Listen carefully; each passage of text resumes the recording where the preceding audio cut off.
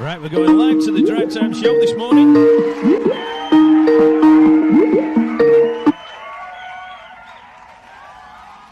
Hello, good morning. Morning, everyone. Welcome back to DriveTime. It's Thursday. So, Is it Jim there? Hello, how you doing?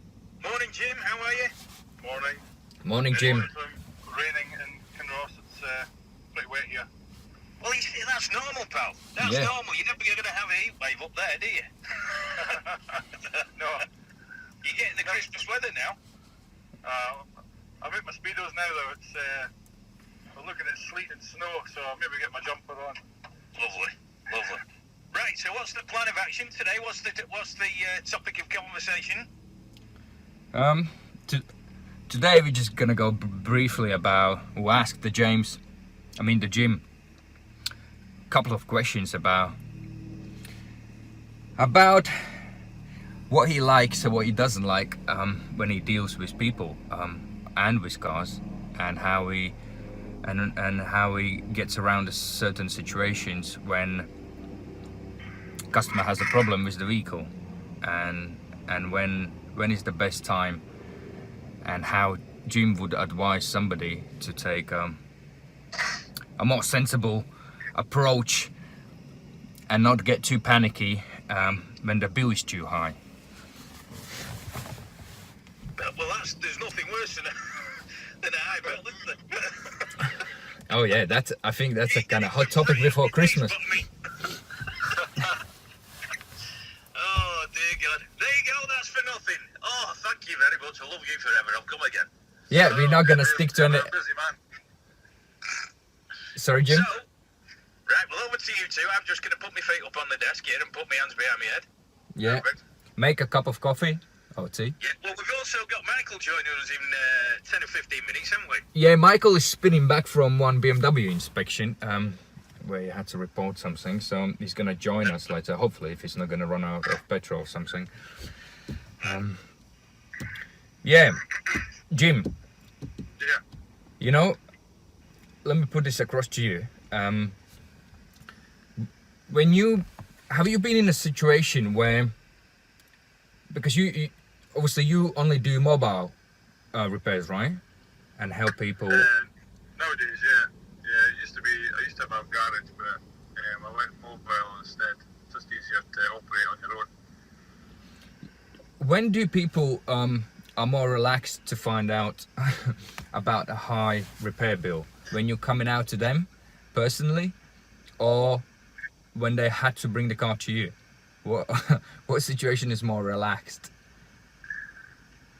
Generally, the mobile scenario is normally you're either attending a breakdown or it's a predetermined service or repair or maintenance that they're already aware of, or perhaps a noise that you want to investigate or whatever, a condition, and then you're asked to go there, and then you give your diagnosis there and then, and you can give them a rough idea whether it's going to be an expensive job or a cheap job, depending on a lot of varying factors like the age of the car, or it could be the type of repair it needs, the model of car, how bad the parts are to get. I mean, some of your diesel particulate filters are very expensive. They can sometimes exceed the price of the car. Maybe the labour will exceed the price of the car. Maybe the labour's, it's a lot of work, but the part's cheap. Maybe the part's very expensive and it takes 2 seconds to fit.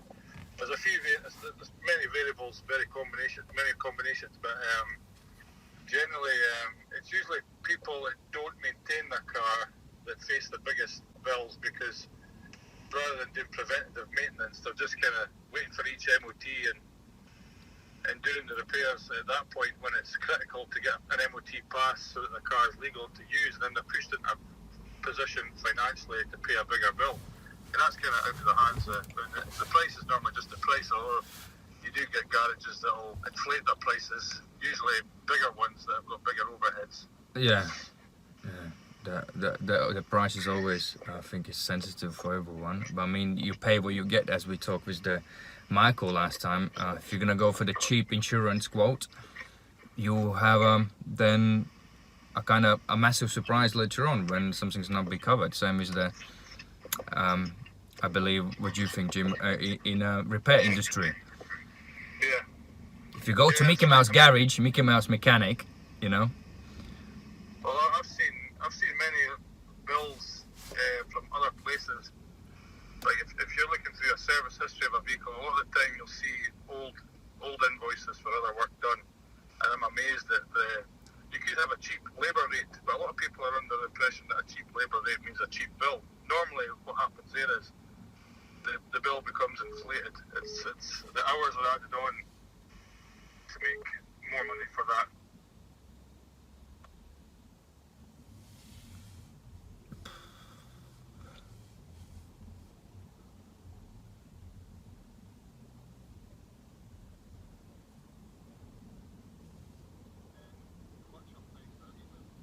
As well, so you can do a wee bit. You can protect yourself a little bit by doing a wee bit of just a wee bit of investigation online. Yeah, I just kind of lost slightly here. Again, it's typical me. And if you know how the customer or they can avoid Mickey Mouse garage, you know, and Well, it's really, in my experience of the motor trade, word of mouth is the best advertising tool for a garage, and that's the best thing for a customer for when they go to get service from a garage. I mean, if you go online and check reviews, that's a good thing now that they've got the internet. We can check reviews on Google and see what people are saying about the place before you go there. yeah, that's a good tip. Do you have any customer feedbacks, and what do you do about bad ones? In all honesty, when I had my garage, which I've only just I closed it not long ago because the overheads were too high. But in all honesty, my business, ProTorque, was we had maximum 5 stars over approximately 30 reviews on Google. Okay. Because I think that's probably the downfall of my business was I'm probably too kind to people, to be fair, and that's retrospectively. I probably was doing too many favours and cutting costs for people too much, and that was maybe detrimental to my business. And that's a business thing. That's not a mechanic. It's not to do with the automotive. It's not to do with my.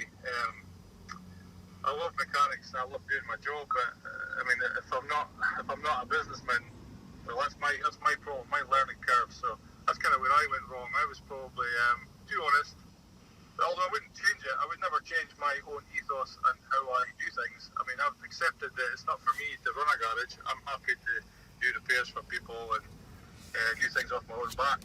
And it's easier for me to do that mobile than it is to do a property that's got inflated costs. You know? Yeah, I mean, you are right. I mean, I believe when you actually go to the customer, you can actually provide much better service than when somebody have to come to you, which I think for most of the listeners is kind of, a lot of people don't think this way, but I mean, like person like Jim going out and helping repairing cars, comes to your house, you know, imagine he saved you in a way, depends obviously on the currency in each country where you are, but somebody who comes out to you and you know he's going to do a great job, like we at Car Examiner, you will have a great service. You can drink your tea at home, you know, you can call the gym, or you can call any other mobile mechanic or mobile inspector. They'll come to you, they will do the repairs, they will talk you through it, and I think that's amazing service. It's personal. How do you deal, Jim, with people who are kind of skeptical about what you do, and how can you encourage them to sort of trust you? You know, if you've got some trust issues, if the listeners probably listening, they think they always have can I trust him? You know, is he going to do a good job? To me, that's key, and that's the hardest part about this industry. If you're an honest person, which most of us are, you know, most of us are honest, but there's a lot of people out there that are not honest. And the thing is, if you're honest and just the thing is when you say to people, oh, this is the price and that's what it'll cost and this is what it entails, 9 times out of 10 people will go and get a second opinion anyway, because the motor trade it's inherently got a lot of rogues in it, because it's a lot of people who maybe haven't been qualified, or they're just in it to get fast money. A lot of these guys will just do whatever they've got to do just to get the money out of the customer's hands, where you do have people like yourself that are just trying to do a good service, try to provide something at a good price. At the end of the day, if you're going to provide a good service and do it at a good price and use good materials, that isn't cheap. That isn't the cheapest option. I mean, you can go on eBay, you can buy cheap Chinese parts. There's loads of things you can do to narrow the cost down. But 9 times out of 10, I would say that's the long term. The cost comes back. You end up getting it done twice, or the part fails early. You don't get the life of the parts if you did buy the more expensive parts, because the value's in the cost usually. I mean, that's why most of your like German vehicles and stuff, they use a lot of the bigger manufacturers for their parts supplies, like Bosch, Siemens, Valeo. These are known makes. Yeah. Whereas you can go to eBay, you can buy something from China direct that will cost you a fifth of the price. And you're gonna wait for 2 months. You'll wait 2 months, but usually there's usually a drawback somewhere. You don't get anything for nothing. That's unfortunate truth. Yeah. End of the day, it comes for what you're gonna do when that part are gonna fail.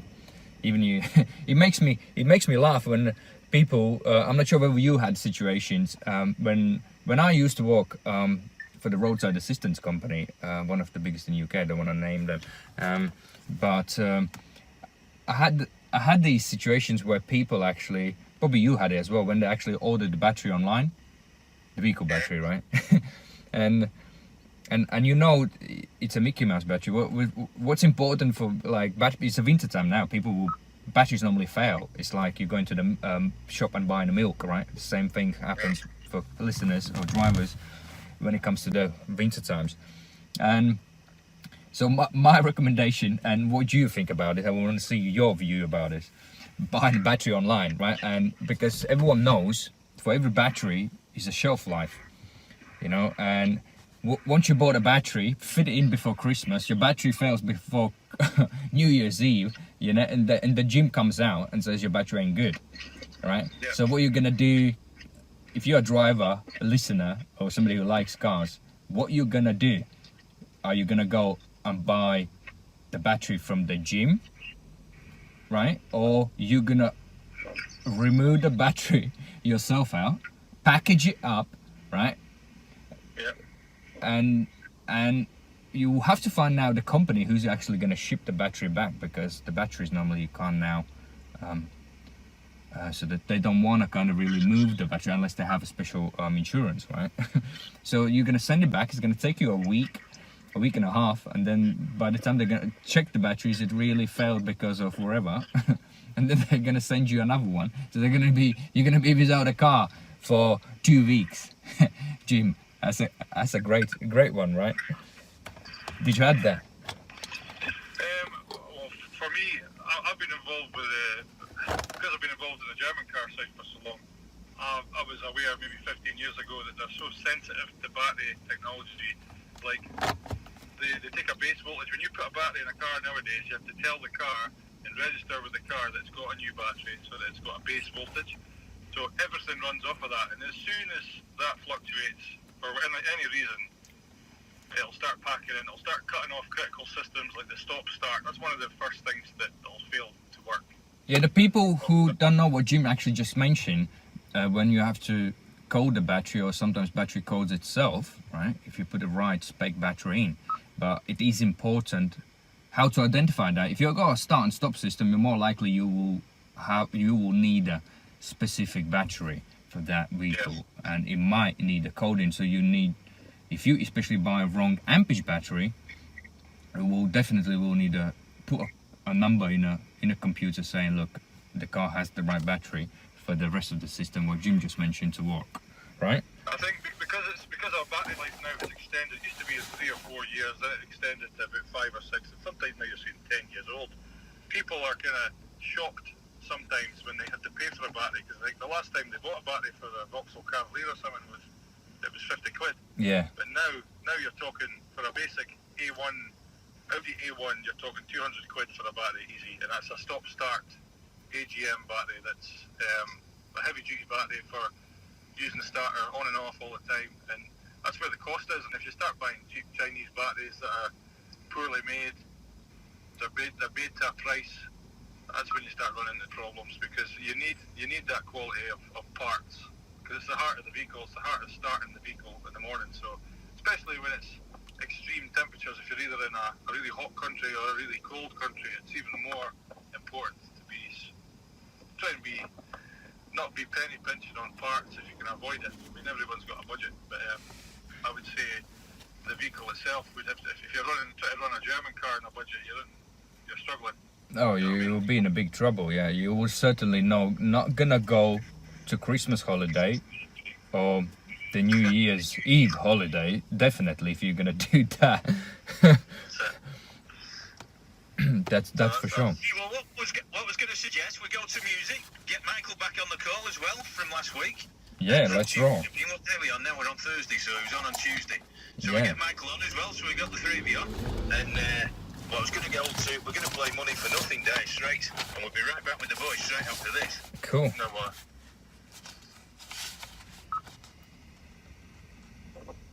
Jim, you there? Yeah, I'm here. Yeah, today I just playing randomly because That's right. because he's, Yeah, yeah, you're doing all right.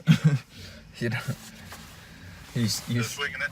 yeah, you're just saving me the bacon, you know, because I was unorganized regarding the mic. I don't know who's gonna come, how we're gonna do it. It's just next week I have to put a structure in, because we didn't have a discussion with Dave how the structure will be, and it's, at the moment it is like it is. How's the things back in Scotland? Oh, it's okay.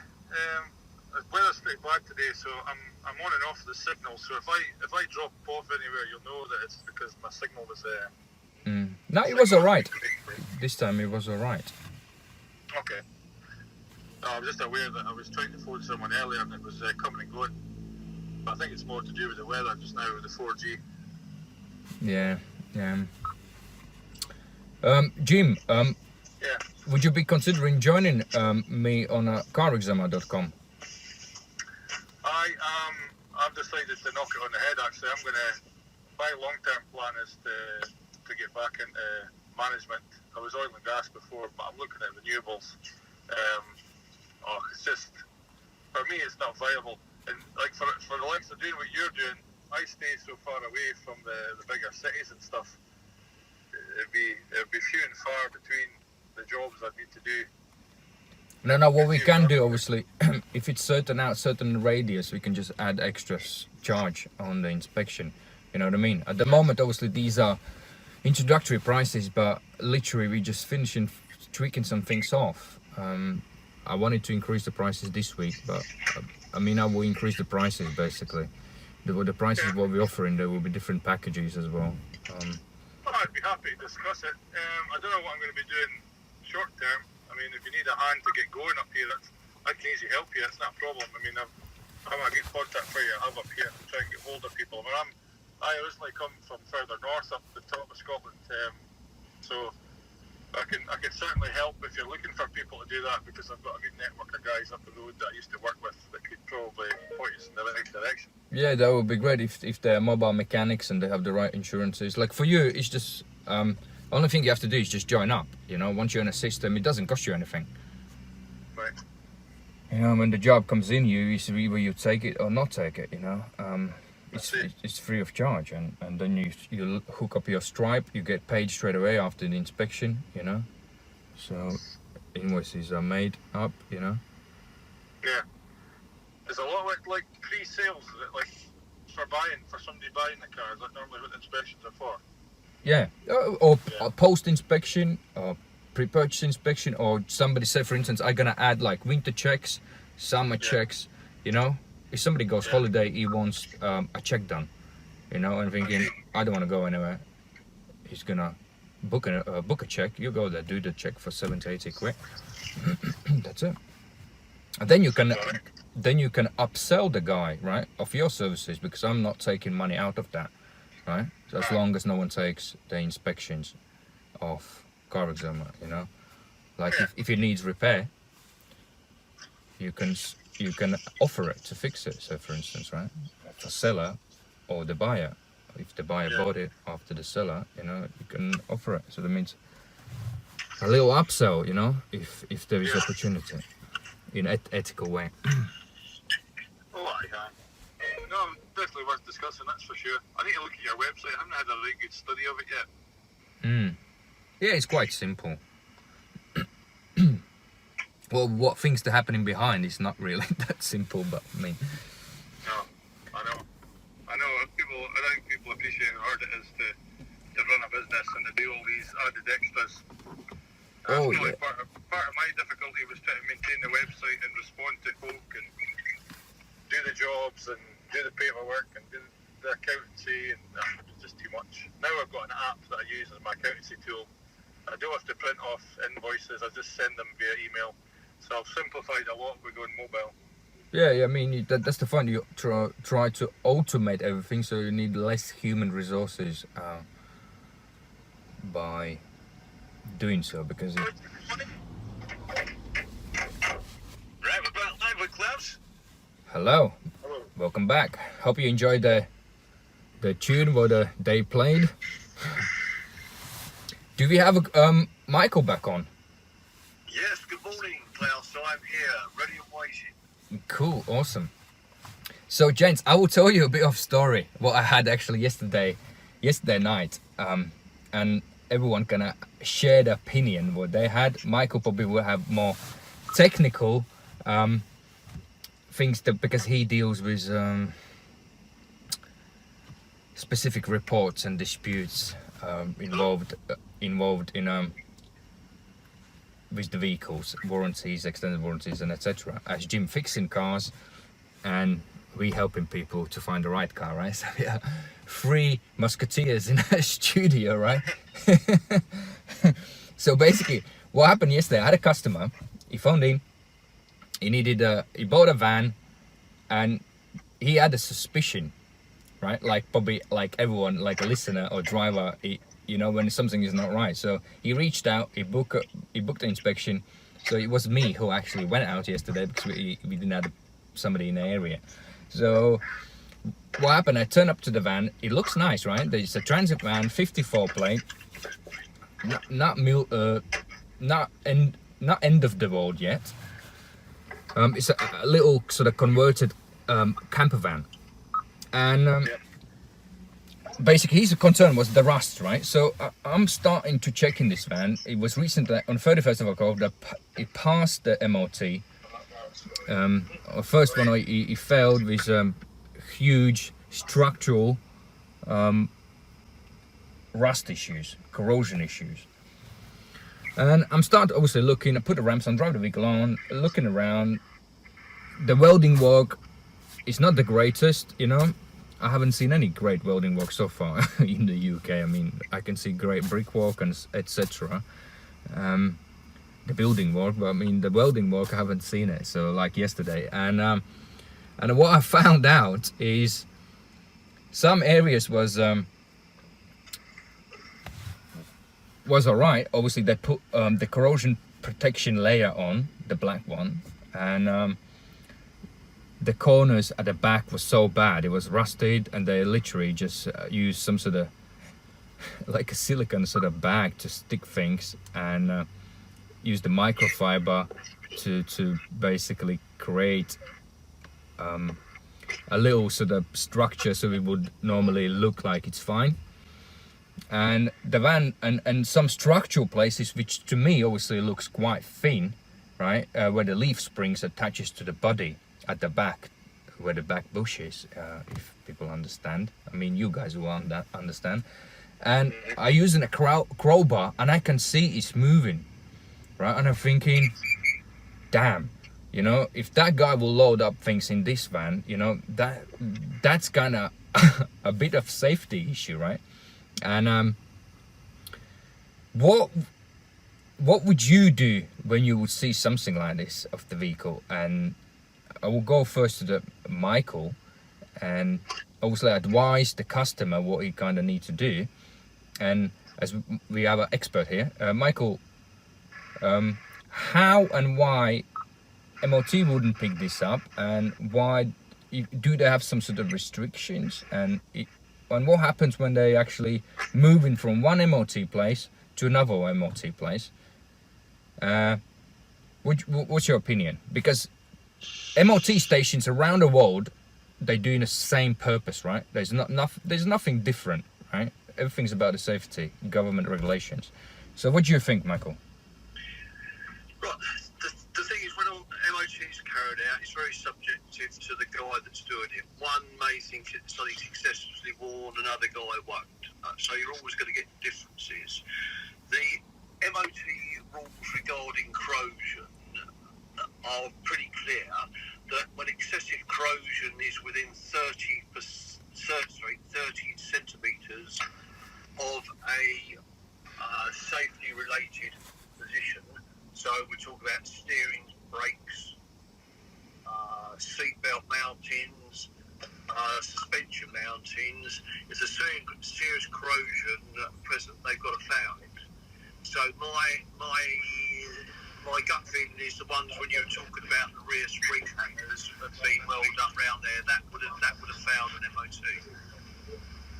The problem is the MOT guys that do it are very restricted in what they're allowed to do. You mentioned the crowbar that you use to test it. Yeah. They cannot do that.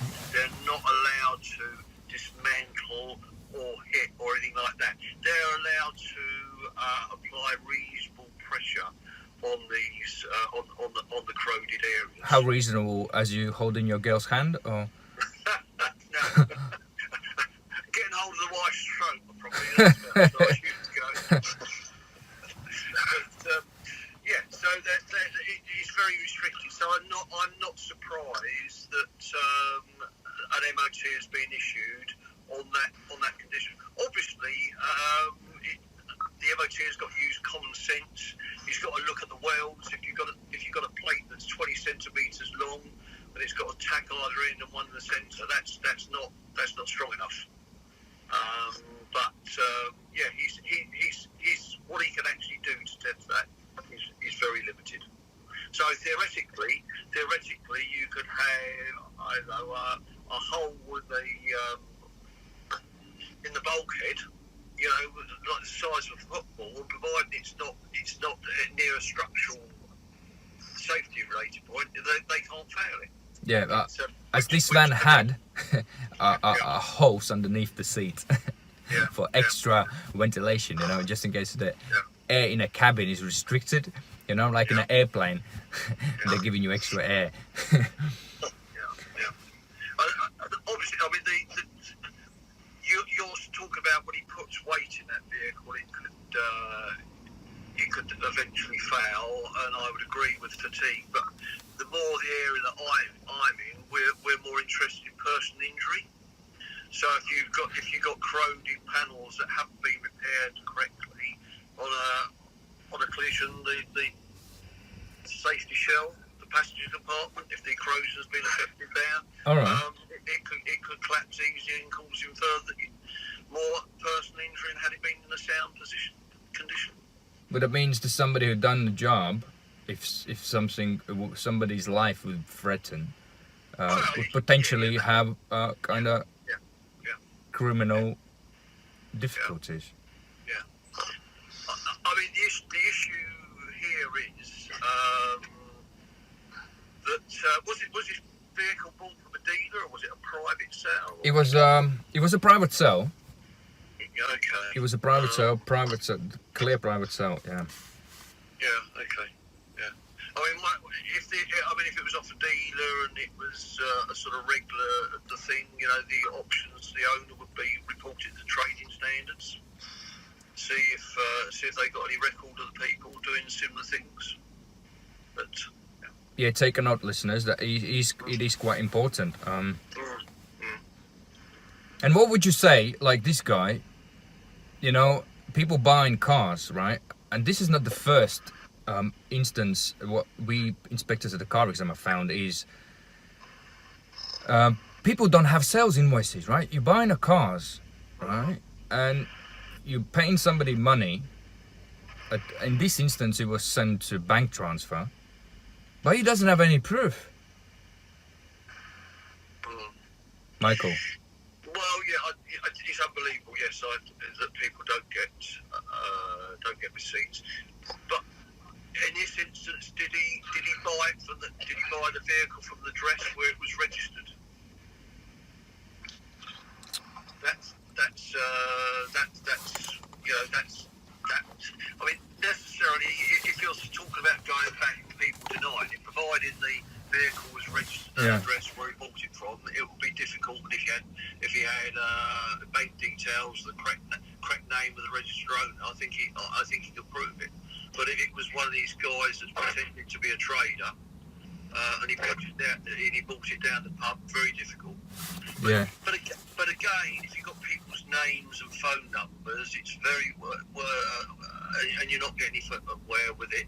It's a good idea to give trading standards a ring, because they will actually keep phone numbers and contact details of dodgy sellers, in their area. If somebody could go nowhere, right? Would police help them out, or would be a waste of time? I think it'll be a waste of time, quite honestly. And it's got to be a criminal offence, isn't it? And the police forces are pushed enough nowadays dealing with more serious incidents. I don't think it's the sort of thing that they would be interested in, unless it was a regular occurrence. It can be traced back to a person or a location or something. They may be interested in them, but not on a one-off basis, no. Yeah. Let me go to the Jim. Jim, I will ask you this. Yeah. Have you had a situation where you bought a car, right? And you was assuming it's fine, right? And then something is not right. Because I had this situation. And then you phoning back that person from who you bought the vehicle, and the phone is switched off already. Did you have that? That's like a same topic what we're discussing about, because everyone had these problems, 100%. Every listener. I actually had that problem when I bought my first car. My first ever car was a 1981 Fiesta Super Sport. Nice. It was a good car. It was well maintained, but I was going over it. I took out the back seats. I was basically trying to get them reupholstered to original, because somebody replaced the back seats with different seats. So I was trying to get them reupholstered to original again. And I took the back seats out, and I found an area where somebody had done some dodgy welding. Okay. So what I did was I contacted the MOT police that had passed the MOT, and I said to them that I wasn't happy. And to be, in all fairness to them, they came and collected my car, took it away and repaired it and returned it to me. To be fair, it was something that was missed on the MOT because somebody disguised it. And because I bought the car, I think it was a friend of the guy that owned the garage who had owned the car, so they were quite keen to remedy it because they didn't want any problem for me. But I never had to threaten them or anything. I pointed out the fact that it had been missed, and I was lucky because they were quite happy to remedy it and give me the car back. So I did quite well there. But it could have went the other way. I could have ended up with a car that needed repaired. At that time I was only an apprentice. I was getting about 60 quid a week, so I didn't have the money to be restoring cars. Probably, and not the qualification and the knowledge to get this done, and the equipment. I'd be relying on the guys that were training me in the workshop to help me remedy it if it went the other way. But I was quite lucky. They came and did some welding to the car and replaced and returned it back to me, so it was okay. But did you have to trace those people down, or your situation was just quite straightforward? Back in that time, you got the actual. I don't know if they always have it now, but the name and address of the test station was on the MOT, and it was only days ago that it was MOT'd from when I basically bought the car and then inspected it and then found at the weekend that it had a problem. So it was fine. It was okay, but I could trace it it was quite straightforward because the MOT certificate was stamped with an embossed stamp at that time, so the phone number was on it, so I just phoned them directly and I explained Yeah, I think everyone loves the old days, you know. I know, yeah. The problem with that is MOT certificates could be falsified back in them days because they were just, it was quite a problem. That's why they've kind of computerised it now so that even without the certificate, you can check online and see if it's been done because everything's done through the computer online now. Yeah, yeah. And just sort of finishing it off with something, the Birmingham news. I'm not sure, obviously the Birmingham, if you are somewhere around the world, the Birmingham is a city in the UK, right? And they actually recently, there was a huge gang jailed for fraud where they actually been cloning cars, right? I'm not sure whether you guys actually heard that, but I mean, that's quite funny. I mean, it's not really funny with people whose cars been stolen. So they've been stealing cars, right? And they've been cloning them with insurance write-offs. So rewelding chassis numbers and selling them for quite some time, you know? And so everyone who buys cars, be wary. Be wary. It's not about what you buy. Look from who you buy and who these people are, right? And it is vital. If you feel something suspicious, don't buy it, or ask for help, you know, or drive to the gym, or ask Jim to come out have a look, or ask Michael, or ask Car Examiner. Goes to show you that the computer side of things is not foolproof. You know, although things are computerized and traceable and what have you, where there's something put in place, there's always somebody out there trying to scam it and circumnavigate it to get past it. So it's always worth to be vigilant all the time, even though you think, oh, I bought it from a dealership, I've done this. The extra checks that you do they can save you money and hassle in the long run. Yeah, you're absolutely right. Yeah, because the main dealers, they selling cars as well with problems wherever you are in the world. Just check, you know, ask somebody for help, you know, mechanic, an expert engineer. Don't ask your dad who kicks the tires. You know, we might ask Dave, to wrapping this up. You don't want me doing a check out on a car. As long as I can push it forward, it's running. That's as much as I know. And do you know what we can do? We're all there talking, right, about cars. We can actually get Dave to negotiate the best deal, right? Best deal on what? What you Best deal on a car for the price, you know? Oh, right. I don't know what you're talking about. Yeah, that's what I'm saying, yeah. We'll think about something like that in the new year. That's not a problem. We can get hold of a car and get expat radio sponsorship all over it. We'll think of something. Inspection live. Yeah. Right, we run out of time, so yeah. what we'll try and do is we'll do this on a regular basis where the three of you are obviously on at the same time, and you're obviously giving good advice out to everybody at the same time at the end of the day, aren't you? So if people have got any more questions regarding anything to do with, you know, if you're buying a car and you're not sure what you're looking for, or if there's loopholes and you think, what am I actually looking for? If there's an issue, if it's a second-hand car, then send us an email to expatradio.fr@gmail.com. Put it for the attention of Klavs, and then obviously we'll talk it up between Michael and Jim, and Klavs will get the answers out to you. Yeah, we'll get to the bottom of it. We'll help you out. Exactly. Right, boys. Well, have a great week and a weekend, and I don't know how many days. Oh God, it's only 6 days to Christmas now, isn't it? Or 5 days. Yeah. I know. So if you're not too stuffed with mince pies and the alcohol's kicking in, then I'll be speaking to you next Tuesday. Yeah, absolutely. Okay, look forward to it then. All right, boys, all the best. Have a great weekend. Thanks for tuning in, listeners. And join Klavs back on Thursday as well.